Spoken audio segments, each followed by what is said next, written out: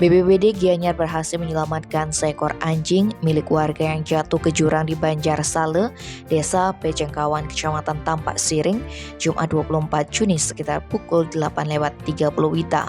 Kabid Kedaruratan dan Logistik BPBD Gianyar, I Gusti Ngurah di Bio Presesta menjelaskan pihaknya mendapat informasi ada seekor anjing milik warga bernama Ngakan Madi Darmawan yang terperosok ke jurang sedalam 20 meter saat asik mencari makan di pinggir jurang.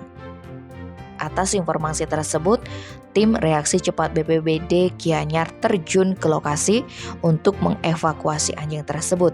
Beruntung anjing tersebut berhasil dievakuasi dalam kondisi selamat sekitar pukul 11 WITA. Tim Bali Express melaporkan.